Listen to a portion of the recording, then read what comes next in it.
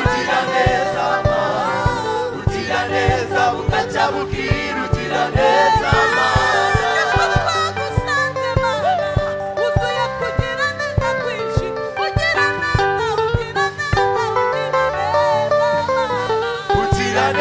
bugacya bukira ugira neza mana ugira neza bugacya bukira ugira neza mana ugira neza bugacya bukira ugira neza mana ugira neza ugira neza ugira neza mana ugira neza bugacya bukira ugira neza mana ugira neza bugacya bukira ugira neza mana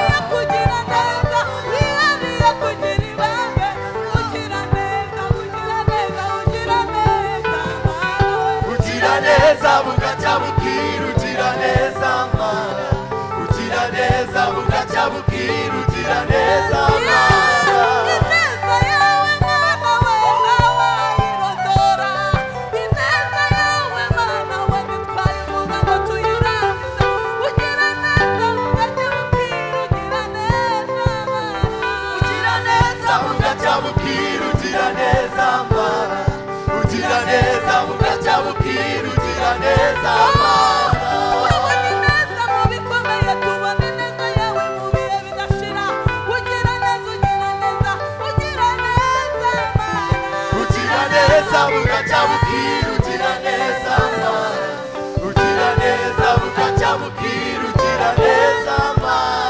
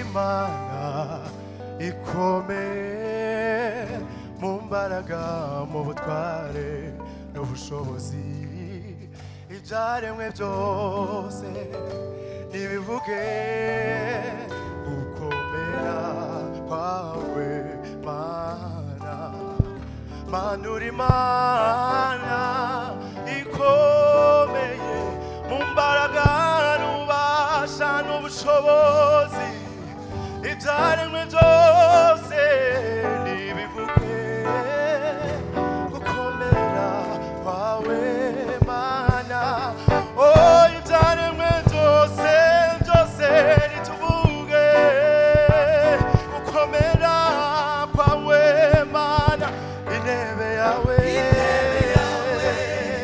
yakomeye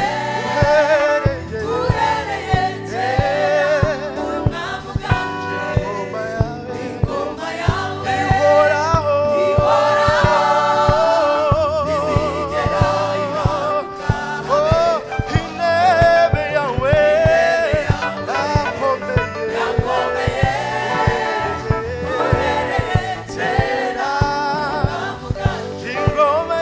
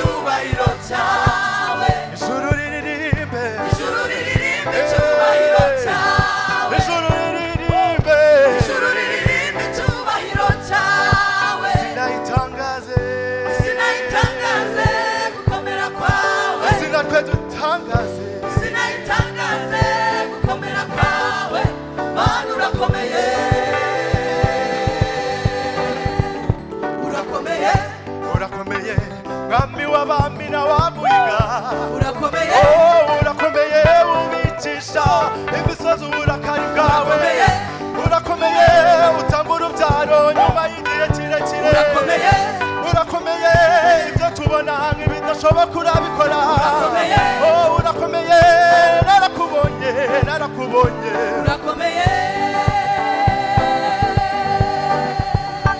uhora ukenewe uri hejuru uri uwa mbere Mana urakomeye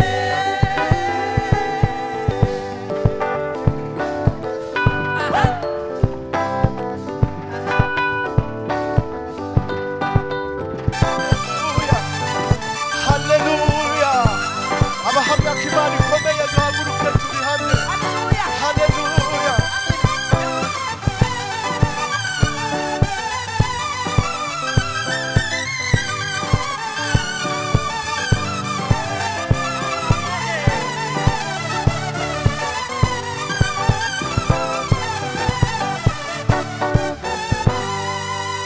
tukiri mwisi nta yindi mana tuzigera tuzigera twikubita imbere oh tukiri mwisi tutarakurwa mu mubiri nta yindi mana nayo oh kandi tukiri mwisi nta yindi mana hoya hoya oh nitunava ni Yesu wenyine haleluya oh nitunava Imana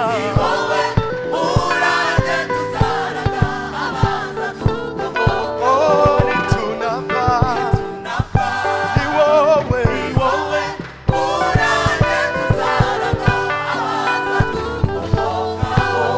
haleluya tukiri mwisi nta yindi mana tuzigera twikubita imbere tukiri mwisi ntayo nta yindi mana tuzigera ntayo tuzapfukamira Imana ikora ibi tukiri mwisi Imana yacu irahambaye nta yindi mana tuzigera twikubita imbere yewe tukiri mwisi ntayo nta yindi mana tuzigera twikubita imbere yewe nitunapfa ni wowe murage tuzaraga abaza dukomokaho munyemerere iyo Mana itagereranywa tuyikomera amashyi Imana idasa na Bayali Imana itagereranywa na Shera Imana itagereranywa na Dagoni Imana yacu irakomeye Imana yacu irahambaye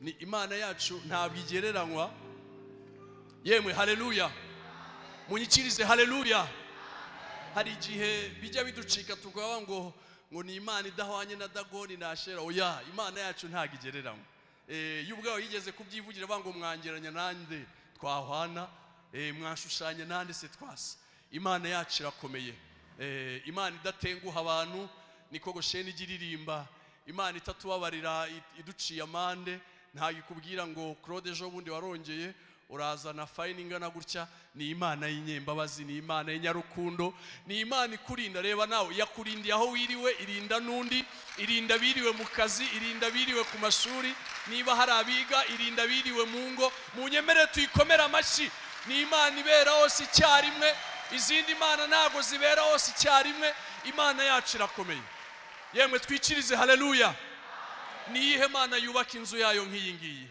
n'Uwiteka Imana yacu tuvuge ngo n'Uwiteka Imana yacu Bibiliya avuga ngo hahirwa ishyanga Uwiteka abereye umutabazi turahirwa kuko Uwiteka tubereye Imana uwo mwami akwiriye gushimirwa rero ariko tubitekerezeho gato abagendaga mu mamodoka yabarinze abateze amamoto irabarinda n'abiriwe bagenda n'amaguru irabarinda abiriwe mu ngo murebe ikintu gitangaje n'abogeye muri dushe zinyerera yabarindiyemo nimwagwamo uzi uko muri dushe umuntu apfiramo rero nawe wibaze Imana irinda umupapa agiye mu kazi ikarinda abana mu rugo ikarinda umubyeyi yagiye mu bindi mukaza kuza guhurira mu rugo mwese muri bazima imana yacu nta yindi tuzigera twikubita imbere n'uwiteka. protokole nikureho ibiseke imipfundikizo, ubundi tuyitura amaturo yishimwe. Ikwiriye gushimirwa. Dukunda kubivuga, ibi ngibi tubikora nk'ikimenyetso cyo kwereka yuko duha agaciro ibyo baba badukoreye, ariko ntago bingana n'ibyo iba yadukoreye, usibye yuko itanatwishyuza ngo munyishyure bingana n'ibyo nabakoreye. Benaya mwaka baye mwatambutse pe. Tugiye gutanga amaturo yishimwe ndetse n'amaturo icyacumi n'ay'umutima ukunze, byose turabikorera icyarimwe kugira ngo tubijyanire bive mu nzira icyarimwe. Noneho na ya kode turaza kuyibibutsa abafite amafaranga mu buryo bw'ikoranabuhanga kuri telefone. Urashyiraho ya mibare ibanza *182 *8 kode dushyiraho amaturo n'icyacumi n'ayishimwe ni 077911 077911. aho mwakundaga kwireba ntago turayisubizaho kubera imirimo turimo, ariko kode ni 077911. Muranyemerera rero mwese mbasabe mu cyubahiro cyanyu n'ikimana muhaguruke dukore uwo murimo duhagaze. Turahita twumva ijambo ry'Imana, ariko utwemerere uhaguruke kugira ngo na mugenzi wawe aze kubona uko atambuka agiye gutura. Imana ibaho umugisha. Bene yamu tujye imbere. Nimuze dushime Uwiteka Imana, tumuhimbarize ineza ye, kuko yuzuye ubuntu n'ibambe, akiranukira guca imanza zitabera. Nimuze dushime Uwiteka Imana, tumuhimbarize ineza ye, oh kuko yuzuyemo ibambe, ubuntu n'ibambe, akiranukira guca imanza zitabera. nimuze dushime Uwiteka Imana, tumuhimbarize oh ineza ye, oh kuko yuzuye ubuntu n'ibambe, akiranukira guca imanza zitabera. Oh nimuze dushime Uwiteka Imana, tumuhimbarize ineza ye,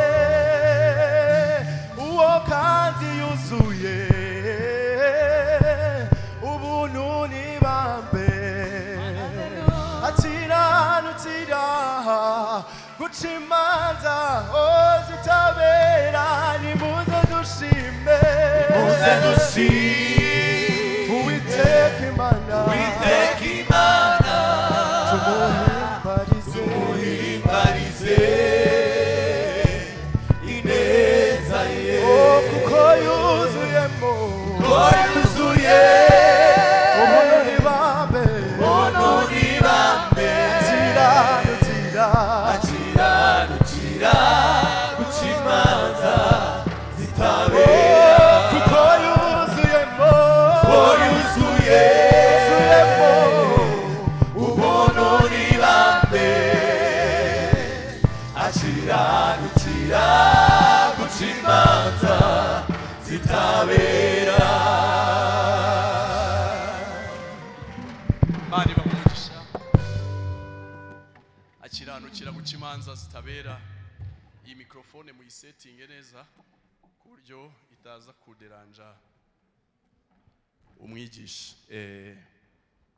Reka nsabe mwarimu Damascene tambukane n'umwigisha amusengere kandi tugubwe neza mu nzu y'Imana. Yemwe haleluya. Mugubwe neza mu mwanya w'ijambo ry'Imana. Mana turagushimiye ukiranukira kutugirira neza kandi uca imanza zitabera. Uhereye kera kose uca imanza zitabera, izina ryawe rihabwa icyubahiro kandi izina ryawe rihimbazwe, kuko bitabaye ibyo ntabwo tuba turiho, tuba twaribagiranye. Impamvu ntabwo watwituye ibihwanye n'ibyo twakoze. Abenshi byagombye kuba byaratujyanye mu manza, twarafunzwe, twarakatiwe, ariko kuko imbabazi zawe zihoraho iteka ryose, izo zidukururira natwe kurama, kandi uko kurama natwe bidutera kugukorera Mana, tukagushimira iteka ryose n'ahantu hose ko tuba tuzirikana ibyo wakoze. Izina ryawe rihimbazwe, izina ryawe rishyirwe hejuru. N'uyu mugoroba twibutse ineza yawe, n'uyu mugoroba twibutse imbabazi zawe, twibutse ko uca imanza zitabera. Mwami Imana yacu nuhimbazwe. Rero tugiye kumva ijambo ryawe, ugiye kuvugana natwe ukoresheje umugaragu wawe wadutumyeho uyu mugoroba. Mwami Imana agiye kubumbura akanwa, nawe urangurire muri we kugira ngo buri muntu wese yumve imvugo yawe. Hari impamvu wadutumyeho, hari impamvu waduteranirije hano, ufite icyo waduteguriye. Uyu wa gatanu wa mbere w'uku kwezi muri uyu mwaka twinjiyemo, ufite ikintu waduteguriye, hari icyo ushaka kuvugana natwe, udufitiye mesaje, udufitiye mesaje. Umukobwa uraha, umusore uraha, umugabo uraha, umubyeyi uraha, umwana muto, umuyobozi n'umuyoborwa, twese uko turaha udufitiye ubutumwa, udufitiye mesaje. Hari icyo ushaka kuvugana natwe uyu mugoroba ukoresheje umugaragu wawe, natwe cyakora duteze amatwi kugira ngo twumve icyo udushakaho. Urakoze Mana, tugukomeye amashyi kuko ugiye kuvugana natwe ukoresheje ijambo ryawe, ugiye kunyuza mu mugaragu wawe, kandi buri muntu wese naryumva yumva icyo uvuganye nawe kandi akizirikane kugira ngo dushyire mu bikorwa, kuko uyu mwaka turumva dushaka kugira ngo dushyire mu bikorwa ibyo uvugana natwe. Turagushimiye, icyo ni kibi cya mu izina rya Yesu Kristo, amen. Mu minota mfite nsabe worship team batambuke n'abacuranzi bihuse. Mu minota mfite abacuranzi worship team mudushyiremo igisirimba turimba indirimbo ya 70 muzagakiza. Mu gihe murimo gutambuka, ndagira ngo mbasuze mu izina rya Yesu Kristo. Turi mu ntangiriro z'umwaka, mbifurije kuzagira umugisha w'Imana muri uyu mwaka 2024. Nitwa Nyabyenda Lazaro, ndi umugabo mfite umudamu n'abana. Itorero ryanjye ni ADPR Nyakabanda, mbarurirwa muri paruwase ya Muhima. Dushimiye abayobozi baduhaye ikaze kuri uyu munsi kugira ngo tuze kuganira ijambo ry'Imana. Aho tugenda dukora umurimo w'Imana mu ivugabutumwa hirya no hino, baduha intashyo, nimwakire intashyo za bene so mu izina rya Yesu Kristo. Murakoze.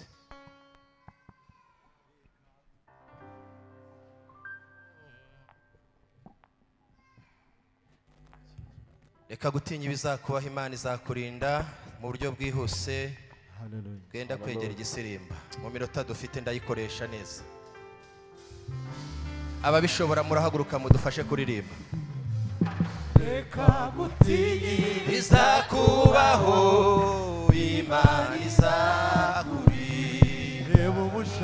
Reba ubushake bw'Imana gusa, Imana irakurinda. Imana irakurinda, Imana irakurinda iminsi yose mu nzira ucamo, iraguhaza amahoro. Imana irakurinda, Imana irakurinda iminsi yose mu nzira ucamo, iraguhaza amahoro. Imana irakurinda nubwo uwo mutwaro uremereye, Imana irakurinda ngo biri mu nzira ucamo, Imana irakurinda. Iyo Imana irakurinda iminsi yose mu nzira ucamo, iraguhaza amahoro. Imana irakurinda.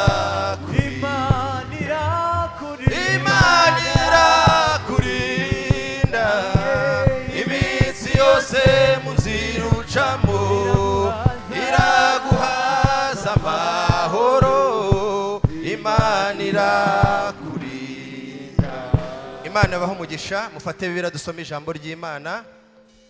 Mufate bibira dusome ijambo ry'Imana dusanga mu gitabo cya mbere cya Samweli.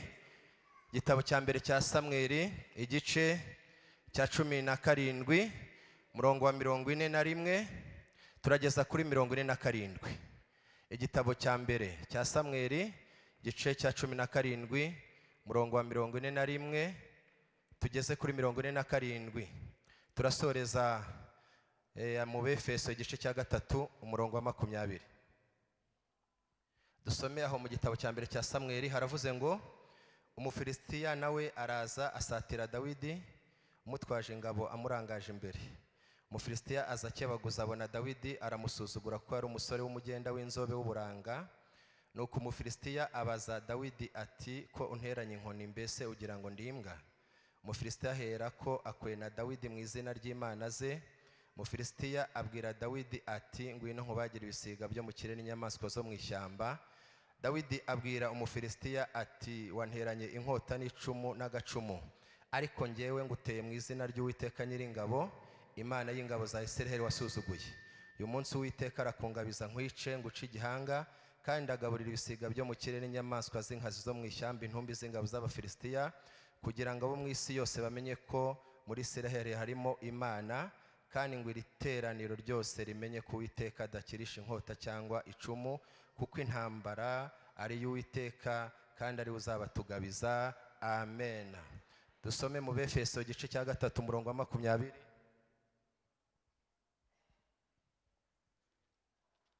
Urwandiko Pawulo yandikiye Abefeso igice cya 3 umurongo wa 20 haravuze ngo nuko ibasha gukora ibiruta cyane ibyo dusaba ndetse n'ibyo twibwira byose nk'uko imbaraga zayo ziri zidukoreramo. Amen. Reka tuganire kuri aya magambo nahaye intego ivuga ngo ntutinye kuko hari imbaraga z'Imana ziturwanirira. Ntutinye kuko hari imbaraga z'Imana ziturwanirira. Izo mbaraga z'Imana ziturwanirira ni izihe? Ni imbaraga z'Uwiteka.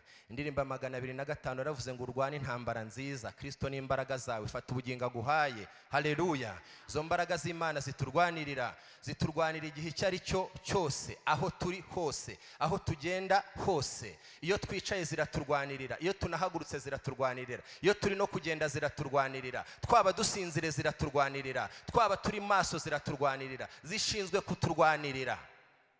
Muririmbyi yaravuze ngo hejuru y'abami ndetse n'abatware, hejuru y'abanyabwenge, hejuru y'abahanuzi hariho imbaraga z'Imana.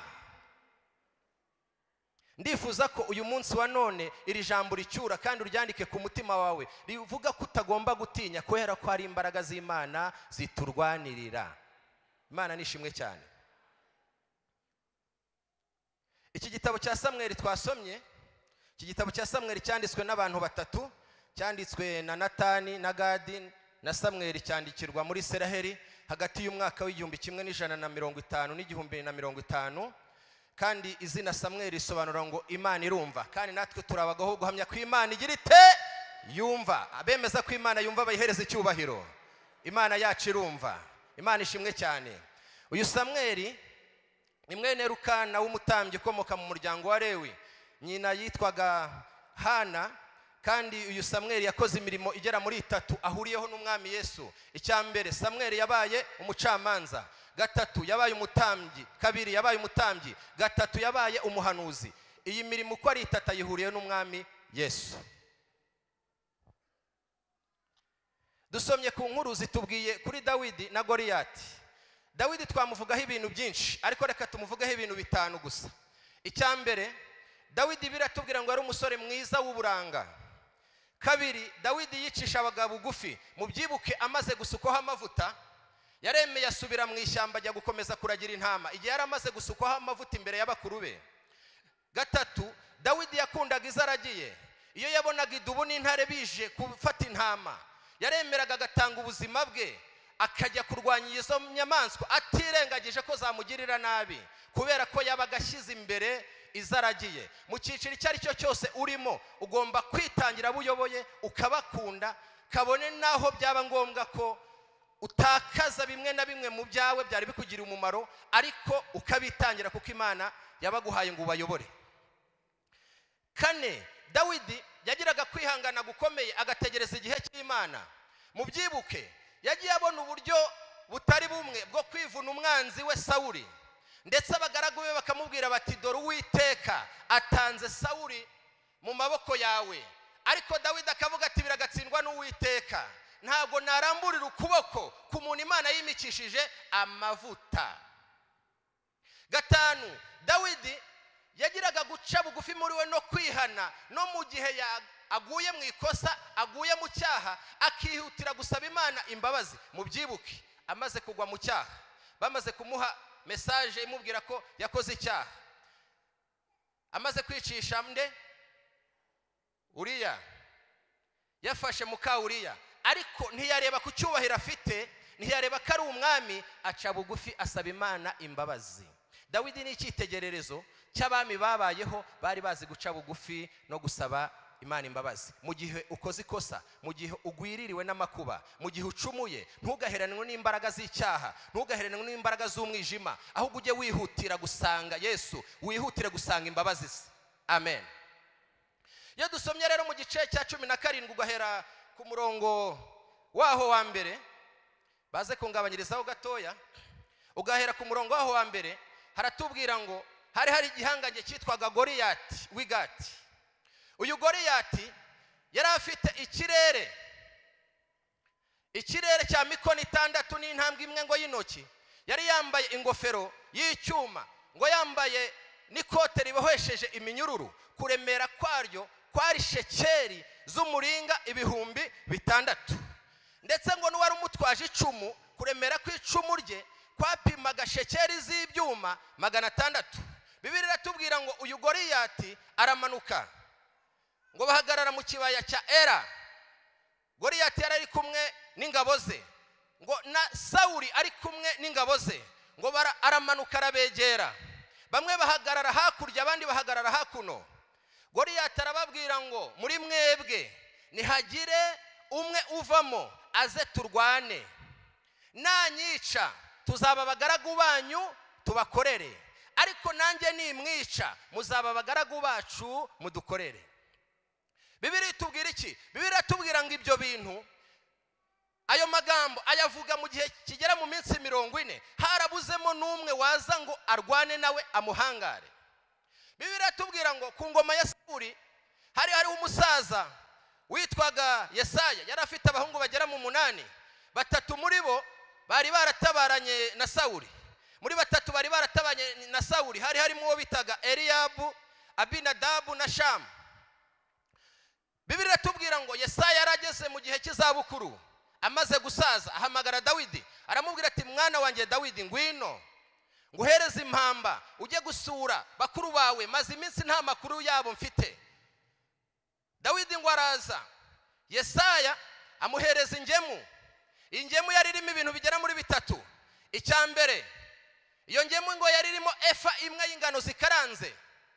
Efa imwe y'ingano zikaranze twayigereranya, kugira ngo byumvikane, twayigereranya n'ubunyobwa bukaranze.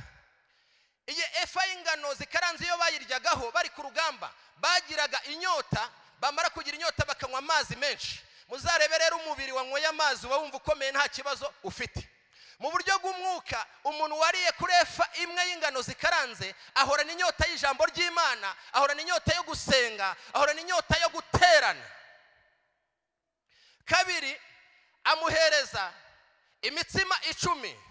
Uyu mutsima ngo barawuryaga, bwacya bakongera bakawurya, ukagenda urushaho kuryoha. Twawugeranya na rukacarara ku bantu bashobora kuba bayizi.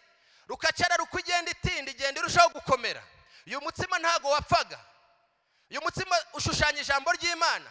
Abantu bariye ku ijambo ry'Imana bagenda bakomera uko bwije nuko bukeye. Haleluya. Bagenda bagwiza imbaraga, ntago bacika intege kubera ko bariye ijambo ry'Imana.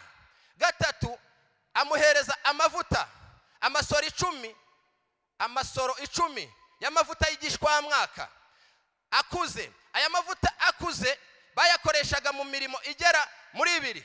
Icya mbere, aya mavuta barayisigaga, noneho bamara kuyisiga ngo basohoka bahagarara imbere y'abanzi babo, abanzi babo babitegereza bagasanga barakayangana, bakavuga batari ko se bano bantu ko bamaze iminsi batajya mu ngo zabo, ubu bwiza babukuye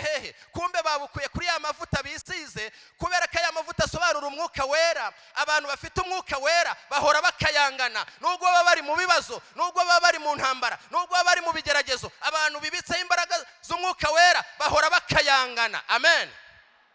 Ikindi bayakoreshaga mu kuyashyira ku gikomere, aho babaga bakomeretse bayasigagaho, ngo bamara kuyasigaho cya gikomere kigakira. Umwuka wera aratwomora, tumuhereze icyubahiro. Amen. Umwuka wera aratwomora. Nuko Dawidi afata iyi ngemu ngo aragenda ayishyira abakuru be. Bibiliya tubwira ngo ageze ku rugamba abitsa ibintu umurinzi ushinzwe kubika ibintu, ngo arihuta agera kuri bakuru be aho urugamba rwari rusakiranye. Ngo akihagera arabahobera abakuru be, batangira bamubaza bati se amakuru ya muzehe twadutama bimeze bite? Ngo uwo mwanya cya gihangange Goliyati kirongera kirasohoka, kandi kigira ngo ni kwa kundi bisanzwe bimeze, ariko iminsi iba myinshi igahimwa n'umwe ntiyamenye yuko Imana yohereje ubutabazi. Amen. Ngo arasohoka yongera kuvuga ya magambo yo gusuzugura ingabo za Isiraheli, yongera kuvuga ya magambo yo kubatuka. Dawidi arababaza atari ko se uriya muntu ni muntu ki usuzugura Imana agasuzugura n'ingabo za Isiraheli? Ni muntu ki? Ubundi yarakebwe. Uwo mwanya abagaragu ba Sawuli baravuga ngo databuja Sawuli yashyizeho igihembo. Icyo gihembo cyari kigizwe n'ibintu bitatu kizahabwa umuntu uzivuna umwanzi wabo Goliyati. Icyo gihembo yashyizeho, icya mbere Sawuli yaravuze ngo umuntu uzica Goliyati umuryango w'iwabo uzagira umudendezo mu gihugu hose. Kabiri, nzamushingira umukobwa wanjye. Gatatu, azahabwa ubutunzi bwinshi. Dawidi abyumvishe ngo yegera undi amubaza atyo, arongera nawe amusubiza gutyo. Bibiliya ntabwo itugaragariza amagambo Dawidi yavugiye aho ngaho, ahubwo itwereka ngo ibyo Dawidi yavuze bajya kubibwira Sawuli. Baragenda babwira Sawuli ibyo Dawidi yavuze. Bamaze kubimubwira ngo batumiza kuri Dawidi. Dawidi agezeyo, ijambo rya mbere yabwiye umwami Sawuli aramubwira ngo ingabo zawe ntizikurwe umutima n'uriya Mufilisitiya, njyewe ubwanjye umugaragu wawe ngiye kurwana n'uriya Mufilisitiya. No mu gihe cy'ibibazo, no mu gihe cy'ingorane, umuntu wizera Imana atangaza ubutsinzi, atangaza kunesha kw'Imana, atangaza gukora kw'Imana. Sawuli amwitegereje aramureba aramubwira ngo ntabwo washobora uriya Mufilisitiya Goliyati. Icya mbere, Goliyati amenyereye urugamba kuva mu buto bwe kugeza ubu amenyereye urugamba. Kabiri, wowe uracyari umusore mutoya w'umugenda, ntabwo wamushobora. Ariko muri Dawidi imbere hari harimo imbaraga z'Imana. Haleluya. Muri we yari yibitseho icyizere cy'uko yabanye nawe mu ishyamba naho ngaho izabana nawe.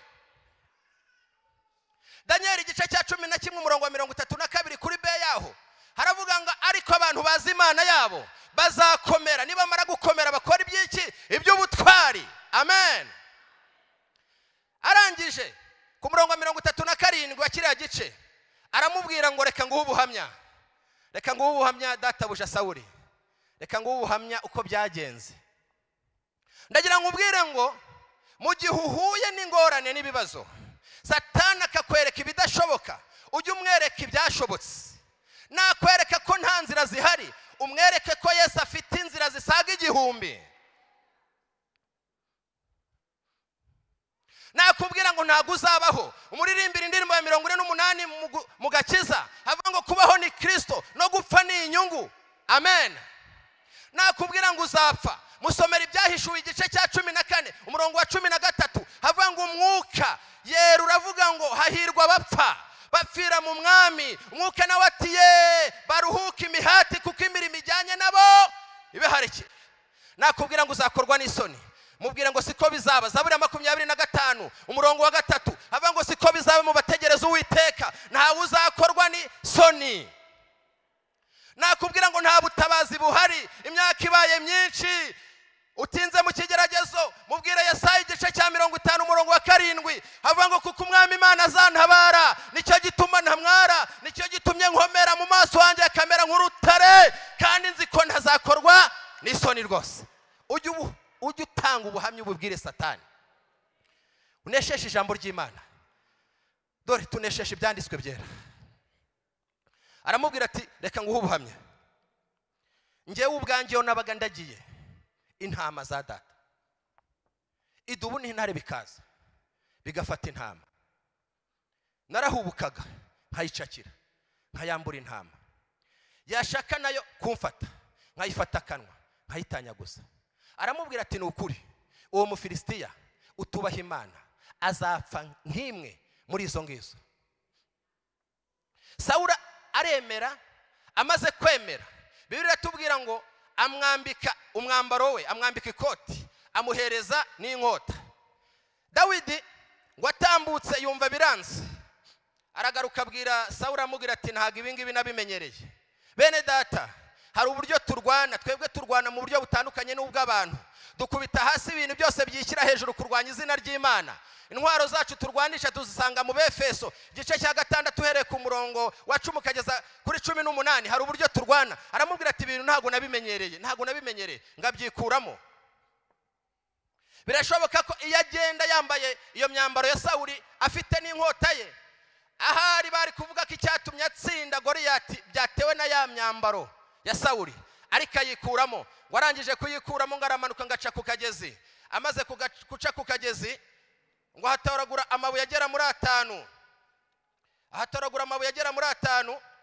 Ibuye rya mbere aryita kwizera, irya kabiri aryita ibitangaza, irya gatatu aryita amasezerano, irindi aryita ubudahangarwa. Arangije amaze gufata iryo buye bita kwizera, amasezerano, ibyiringiro, ubudahangarwa, ibitangaza, ngabishyira mu mvumba y'uruhago rw'abashumba.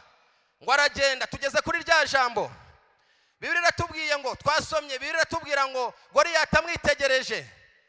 Goliyati yari yiteguye umuntu w'umugabo ufite ibiro nk'ibye w'ikibigango, ariko ngo amwitegereje ngo atangira kumukwena mu izina ry'Imana ze, aramusuzugura cyane. Aramubwira ati yewe Dawidi we, ati kunteranya inkoni mbese ugira ngo ndimbwa? Aramubwira ati ngwino nkubagira ibisiga byo mu kirere n'inyamaswa z'inkazi zo mu ishyamba. Ariko Dawidi aramubwira ati ahari wagize ngo ni ngewe uje, ariko ntago ari ngewe uje, wanyibeshyeho. Muri ngewe harimo imbaraga z'Imana, muri ngewe harimo gukora kw'Imana. Zefaniya 3 igice cya 3 umurongo wa 17 arabanga ariko muri wowe imbere harimo Imana, ni intwari kandi irakiza. Haleluya. Aravuga ati wanyibeshyeho Goliyati we, ntago ari ngewe uje, haje Uwiteka. Umva uyu munsi Uwiteka arakungabiza ngo uci igihanga, ndagaburira ingabo z'Abafilisitiya ibisiga byo mu kirere n'inyamaswa zo mu ishyamba, kugira ngo abo mu isi yose bamenye ko Uwiteka ari we Mana kandi kadakirisha inkota n'uducumu, kandi iri teraniro ryose rimenye ko Uwiteka ari uturwanirira. Bibiliya itubwira iki? Dawidi afata ryabuye arishyira mu muhumetso, ararizunguza, aravuga ati Uwiteka we, ntaba ari nge, ahubwo izina ryawe rihabwa icyubahiro, uru rugamba rukwitirirwe, icyubahiro cyawe kigaragare, ntaba ari nge. Herekeza iribuye Mana, herekeza iribuye Yesu, nawe Mwuka Wera ntusigare. Azunguza ibuye, ararizunguza. Bibiliya iratubwira ngo ararirekura, yikubita mu gahanga ka Goliyati.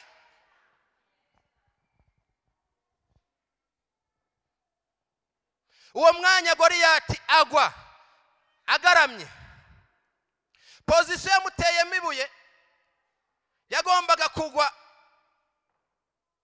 agaramye, ariko yubitse umutwe avuga ngo nubwo mfuye nemeye ko mu Isiraheli harimo Imana. Komera Imana amashyi mu izina rya Yesu Kristo. Turi ku ijambo rivuga ngo ntutinye, hari imbaraga z'Imana ziturwanirira, hari imbaraga z'Imana ziturwanirira, hari imbaraga z'Imana ziturwanirira. Uwo mwanya rero abamama baratangira barasirimba, batera indirimbo, baravuga bati Sawuli yishe 1000 naho Dawidi yishe inzovu imwe n'ibihumbi 10. bararirimba. uwo mwanya Sawuli aravuga ati ko ndeba ubuyobozi abaturage babuhaye Dawidi nkiriho ubwo bizacura iki? Akomeza kugenda murwanya muhiga, ariko nta muntu warwanya umugambi w'Imana. Komera, hari imbaraga z'Imana ziturwanirira. Imana nishimwe cyane. Izi mbaraga z'Imana zarwaniriye Abisiraheli bamanutse bageze ku nyanja itukura, kuva igice cya 14 umurongo wa 10 kugeza kuri 15. ngo Abisiraheli baramanutse bagera ku nyanja, bamaze kugera ku nyanja babura inzira. Bamaze kubura inzira ngo bubuye amaso bareba inyuma, babona ingabo za Farawo zibakurikiye. ngo bambonye ingabo za Farawo zibakurikiye bashya ubwoba, bagira ubwoba, bariheba. Begera Mose baramubaza bati Mose we, si iki twakubwiraga turi mu Egiputa tuti tureke dukorera imana zabo aho kugira ngo tuze kugwa hano ku nyanja? Si ibi twakubwiraga? None dore tugiye gupfa, abana bacu bagiye kubura ubarera, abagore bacu bagiye kubura abatware. Si iki twakubwiraga? Ariko Mose umuntu w'Imana arababwira ngo mwitinya, mwihagararire gusa, murebe agakiza Uwiteka ari bubazanire uyu munsi, kubera ko Abanyegiputa mwabonye mutazongera kubabona ukundi. Uwiteka abaza Mose ati Mose ufite iki? Aramubwira ngo mfite inkoni. Aramubwira ngo yirambike hejuru y'inyanja. Ayirambitse hejuru y'inyanja hacikamo inzira, Abisiraheli bambukira humutse. Reka mbabwira, abahanga bamwe baravuze ngo mu bintu byatwaye Imana imbaraga nyinshi kuva isi yaremwa ni uguca inzira mu nyanja, nta nama yabaye. Kandi mu bintu bihenda cyane, ibintu bijyanye no gukora imihanda bitwara amafaranga menshi cyane, ariko kubera ko Imana yibitsemo ubushobozi n'ubutware, haleluya, yaciye inzira mu nyanja, Abisiraheli bambukira ahumutse. Reka mbabwire, iri soko ryo guca inzira mu nyanja iyo bajya kuri Abashinwa na nubu Abisiraheli baba batari bambuka, ariko kuko byakozwe n'isobora byose, byakozwe ni vuga bikaba, yategeka bigakomera, mu masegonda hacitsemo inzira, Abisiraheli barambuka. Komera Imana amashyi niba ubyumvishe.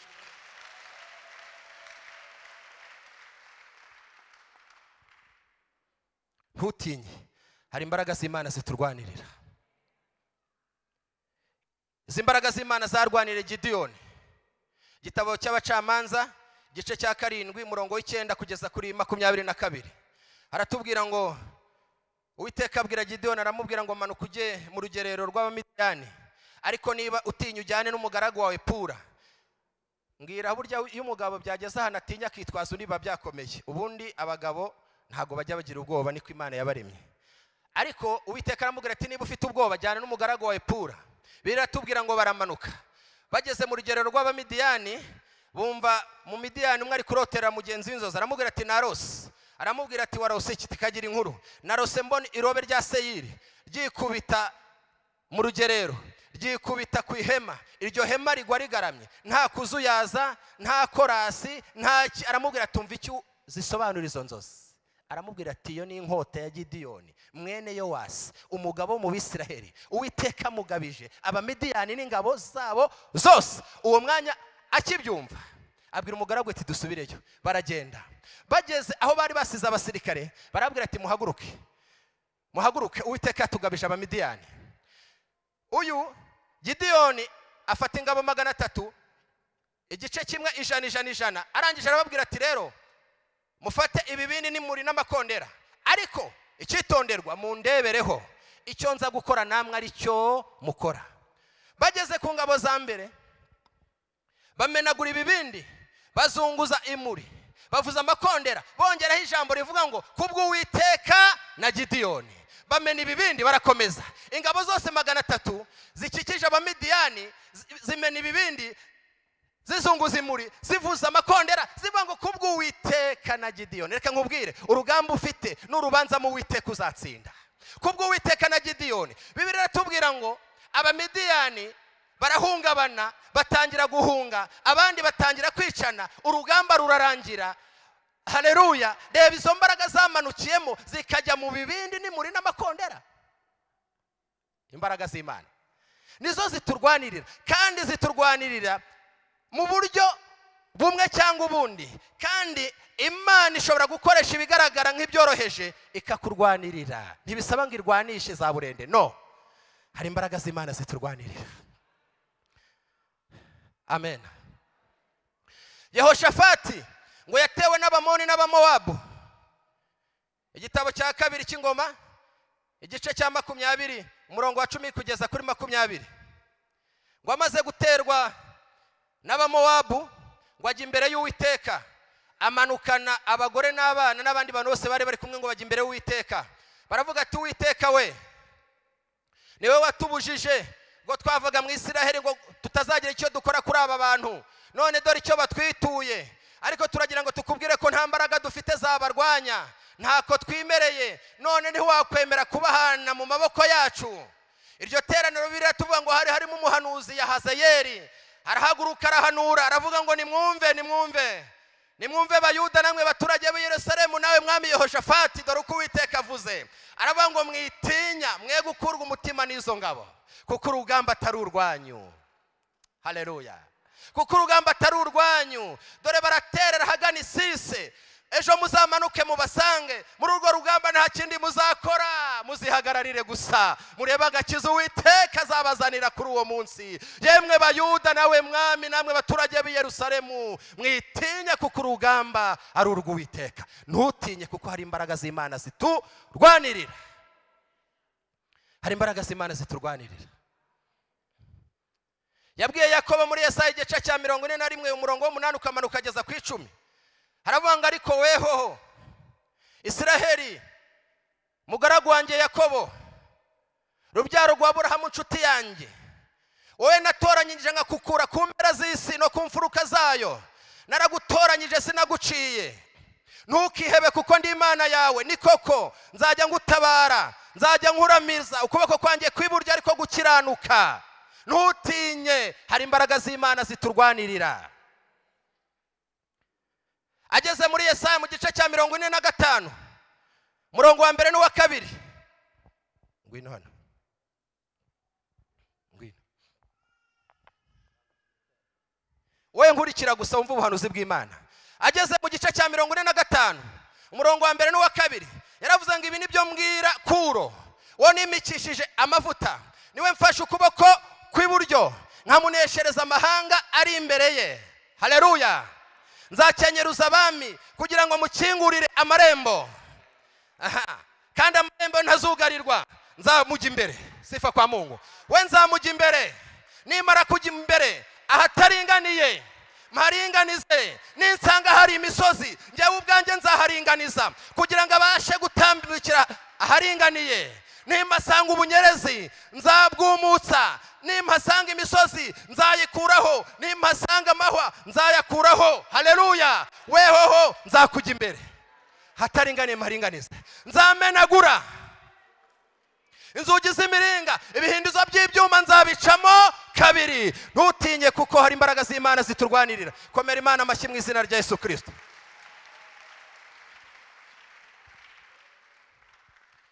Hari imbaraga z'Imana ziturwanirira. Yeremiya igice cya 33 umurongo wa 1 kugeza kuri 3 havuga iki? Aravuze ngo, ijambo ry'Uwiteka ryaje kuri Yeremiya ubwo yaragikingiranywe mu gikari cy'inzu y'imbohe. Riramubwira ati, yewe Yeremiya we, ni ngiyewe ngira icyo nkora, nkakirema nkagikomeza. Uwiteka niryo zina rye. Ndavuga ngo ntabaza ndagutabara, nkwereke ibikomeye biruhije utamenya. Yeremiya yarafungiwe ahantu mu mwobo, nta byiringiro yabonaga, nta butabazi, nta nzira. Ariko kuko hari imbaraga z'Imana ziturwanirira, zaramanutse zimukura mu rwobo, ziramubwira ngo, hari ibyo ubona ariko njyeweho niteguye kugutabara, n'ibindi utabona nkakurwanirire ko ndi Imana y'imbaraga n'ubutwari n'ubushobozi. Muri ibyo 204 yavuze iki mu gushimisha? Yaravuze ngo, dore ibendera Yesu iramanitse, nguyu araje ahuriye atyo ngo atabare be. Ati, yemwe ndaje nimukomere, ko ndi hamwe namwe. Ninde? Koko ingabo za Satani zirakomeye. Tudafite umwami Yesu, ubwo dufite umwami Yesu ubwo zirakomeye? Ntabwo zigikomeye, kuko muri twe harimo imbaraga zirenze. Haleluya. Nsoza, reka mbabwire, hari ibintu bitatu bigira imbaraga hano mu isi. murabizi ni ukwibukiranya ibintu bitatu bigira imbaraga hano mu isi, bitatu bigira imbaraga hano mu isi. Icya mbere, imbaraga z'amashuri. Imbaraga z'amashuri zirakora. Murabyemera cyane mubyemera? Imbaraga z'amashuri zirakora. Kabiri, imbaraga z'amafaranga. Murabona ko nibi byakozwe n'imbaraga z'amafaranga. Imana kandi ikomeze yaduhe mu izina rya Yesu. Imbaraga z'amafaranga, muzi ukuntu zigenda ziduha ibikorwa remezo, umuriro, amazi, imihanda myiza, amashuri, ibitaro. Si imbaraga z'amafaranga zibikora? Gatatu, imbaraga z'abami n'abatwari n'abategetsi. Bibiliya murabizi ko bivuga ko abami n'abatwari n'abategetsi Imana yabahaye imbaraga. Imbaraga zabo rero nazo ziragaragara, zijya zikora. Ariko reka mbabwire ngo hejuru y'imbaraga z'amashuri, hejuru y'imbaraga z'amafaranga, hejuru y'imbaraga z'abami n'abatware hariho imbaraga z'Imana. Ababyumvishe batere haleluya.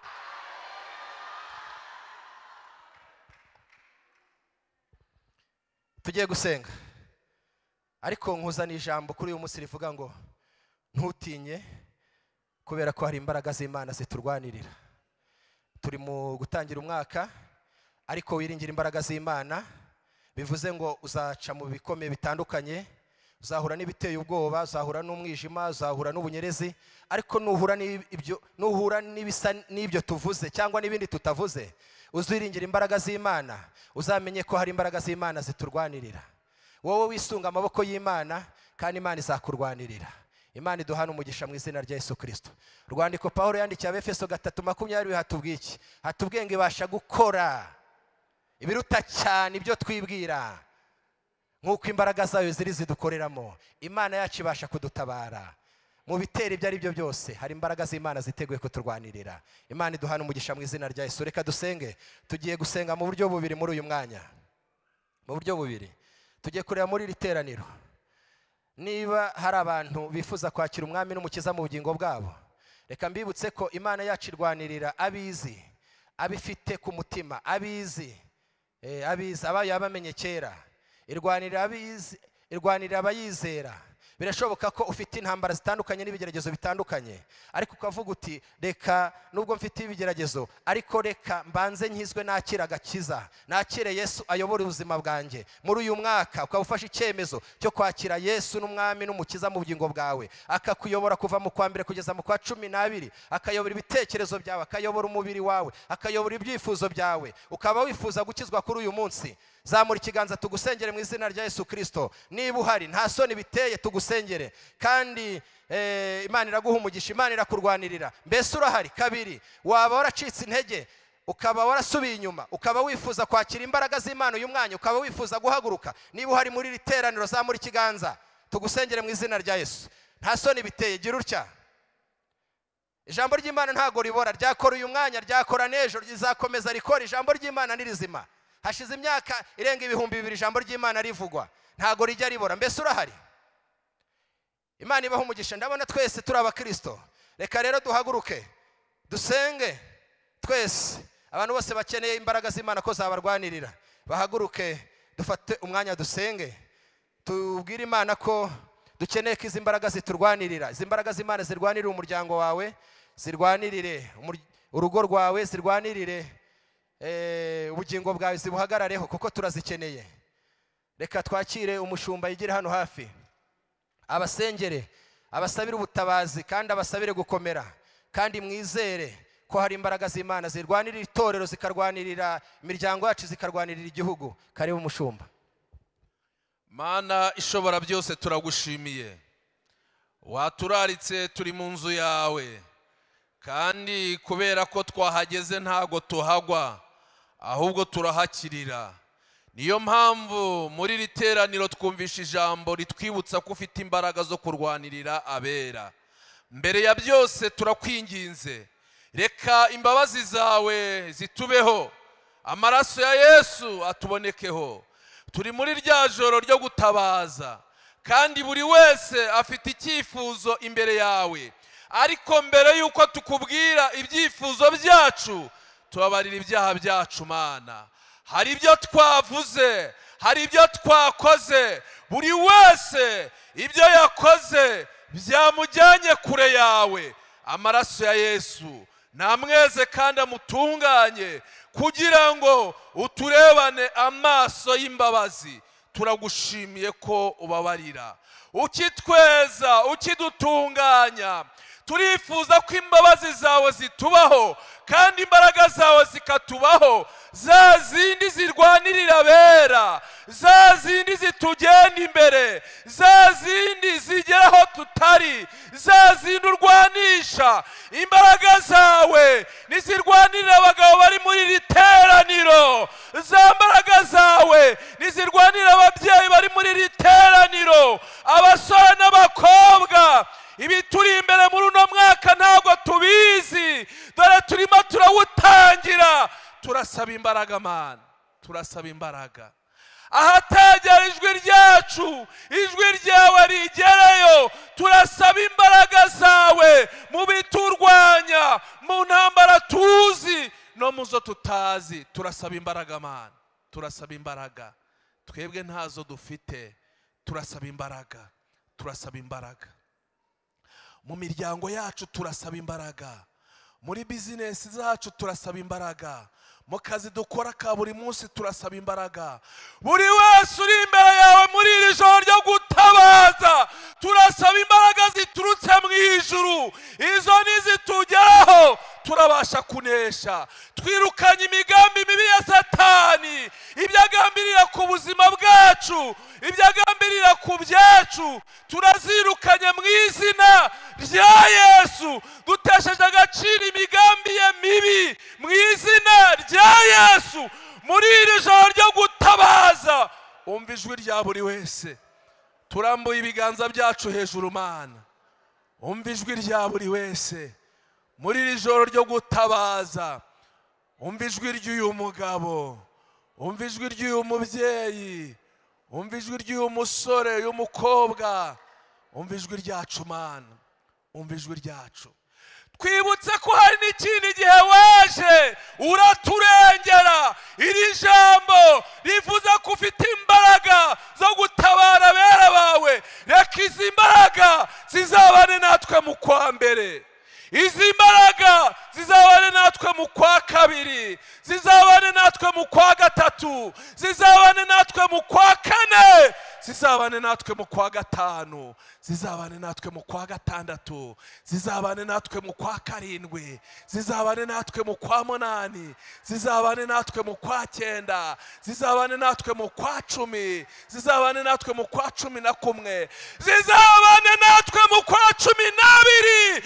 Imbaraga zawe zihiga ibiduhiga, imbaraga zawe zirwanya ibiturwanya, izo zizururuke zizabane natwe mu miryango yacu, mu kazi kacu, mu itorero, mu gihugu cyacu.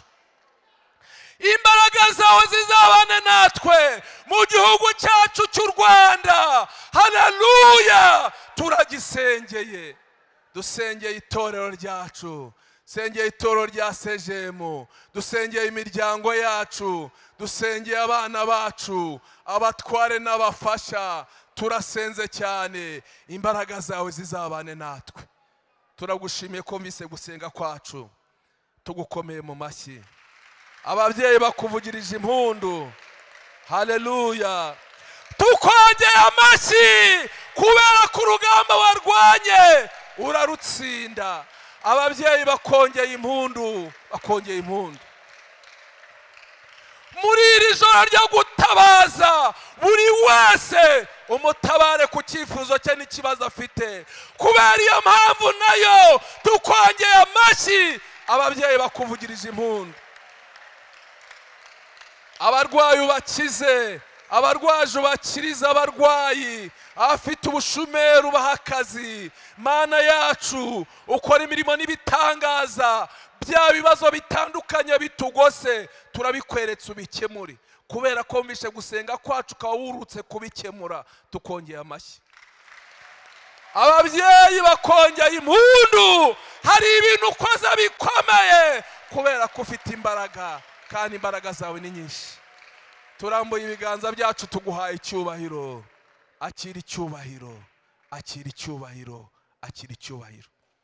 turakwizeye tudashidikanya ko mbise gusenga kwacu ibyo tubisabye twizeye izina ryawe ryera amen. Imana tuyongera amashyi mu izina rya Yesu. Abantu mwe muretse gutaha dusabe worship team batambuke ku minota nsigaranye mbabwira akantu tugiye gukora n'abacuranzi mwihuse. Worship team mutambuke n'abacuranzi. Worship team muduterere igihimbano cy'umwuka kivuga ngo imirimo yawe Mana, imirimo yawe Mana. Barayitera mbabwira ikintu tugiye gukora. Ngeze hano nari ndimo kwigisha iri jambo ariko nkomeza no gutekereza no ku bindi numvise. Ndagira ngo mbabwire ko Imana yaturinze kugira ngo tuyikorere. Imana tuyikorera mu buryo bugera muri butatu. Reka mbabwire uburyo bugera muri butatu dukoreramo Imana. Icyambere dukorera Imana iyo tubwiriza ubutumwa bwiza tugakura abanyabyaha mu byaha tubabwirije ijambo ry'Imana. Tuba turimo gukorera Imana. Niyo misiyo ya Kristo ni ukubwiriza ubutumwa bwiza. Icya kabiri dukorera Imana iyo dufashe imfubyi n'abapfakazi n'abakene. Gatatu dukorera Imana iyo twubaka inzu yayo, twubaka insengero. Tuba turimo gukorera Imana. Kandi ndagira ngo mbabwire ngo ijambo ry'Imana riravuga ngo yaturemye kera, turabo yaremye ituremeye imirimo myiza muri Kristo Yesu, uwo yateguye kera kugira ngo tumukorere. Ndagira ngo rero uyu mwanya munyemerere dutange ituro ryo gushyigikira iyi nyubako, kuko nahazengurutse hose ndareba nsanga mwakoze ibintu by'imbaraga. Imana ibaho umugisha mu izina rya Yesu, mbatuyeho umugisha. Imana ibaho umugisha. Ariko nanone kandi twe gucika intege, dukomeze dukore umurimo w'Imana kugira ngo urusengero rwuzure rumere neza. Dutanga ituro ryo gushyigikira inyubako. Utanga wese turamwaturaho umugisha w'Imana. Karibu. Kandi nanjye niteguye gutanga ituro ryo gushyigikira inyubako. Mudutere igihimbano cy'umwuka dukora uwo murimo. Murakoze. Imirimo yawe Mana rwose irahebuje. Imana ibaho umugisha. Ibyo ukora byose Mana, Imana ibaho umugisha. rwose birahebuje. Imana nayo iguha umugisha.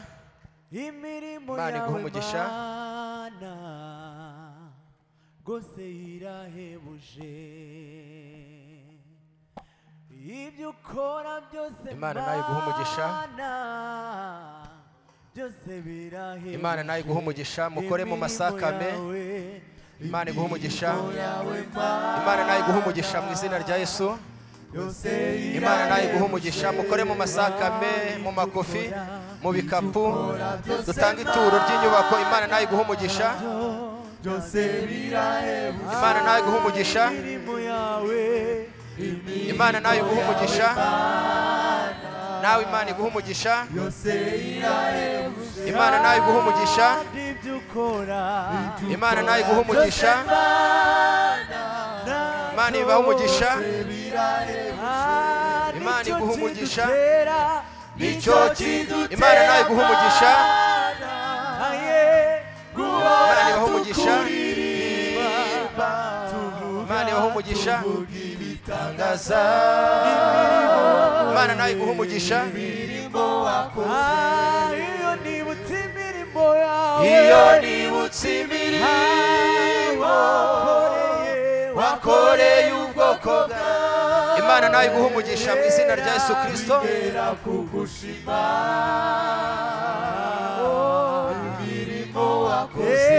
nicyo kidutera. Imana nayo iguha umugisha. Guhora tukuriri. Nawe Imana iguha umugisha. tuvuga itangaza n'imirimo wakoze. Iyo nibutse imirimo, iyo nibutse imirimo wakoreye ubwoko bwawe, bintera kugushima.